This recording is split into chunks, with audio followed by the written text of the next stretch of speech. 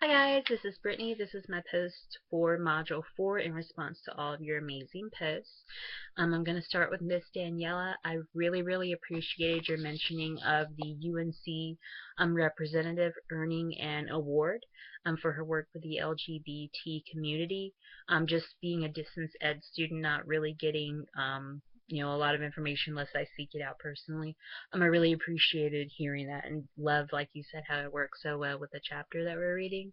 And I also really appreciated your comments about athletes, how we can have just another side of stigma added onto them um, through sexual and gender identities more so than non-athletes would have to face.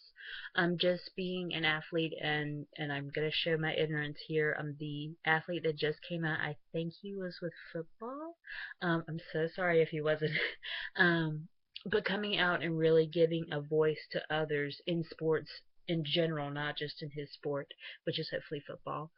Um, but just giving a voice there and really showing not to just look at them as athletes. And like you said, I really appreciated that about our chapters really become so interwoven together, because we're really able to recognize people as more than just gay or straight, more than just a male or a female, more than just an athlete.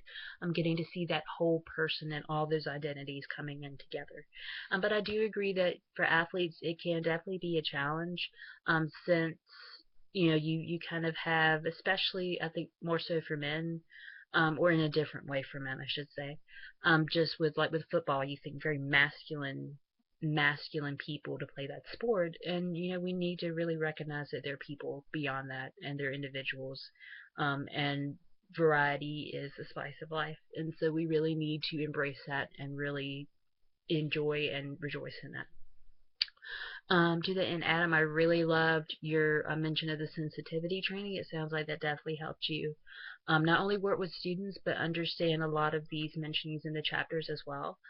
So it's definitely something I can see that could help with higher education and that I want to look into after you mention it. I also really appreciated your point about the majority needing to give a voice to the minority groups.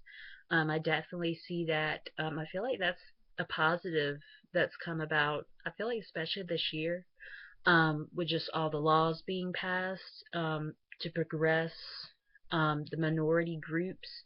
And when I say minority, I mean more so for the recent passing of the allowing for gay marriage to become a reality. It's so wonderful to see those happy couples on TV.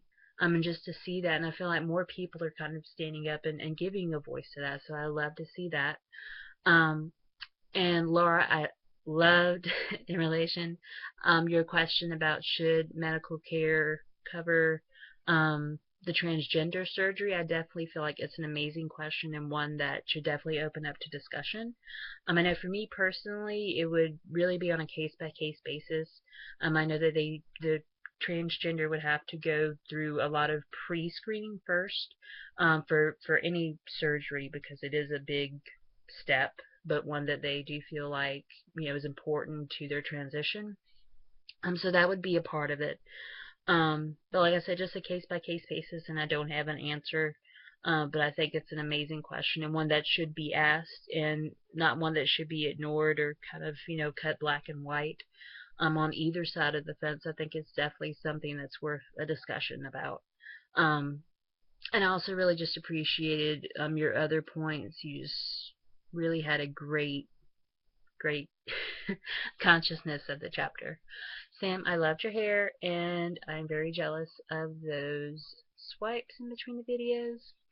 Um, I also really appreciated you noting the criticism for the chapter of the stages of not everyone being stage 1 to stage 2 to stage 3 in a linear pattern, because we're all so different.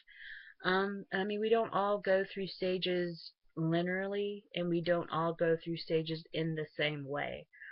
So with life, you never know if you go to one stage and then you progress to the other, and then maybe for some reason you go back again. I definitely feel that is a fair criticism and definitely one for those stages. That's why I kind of appreciated more the fluidity with some of the models that we looked at. But even there, I could definitely feel like the flip side.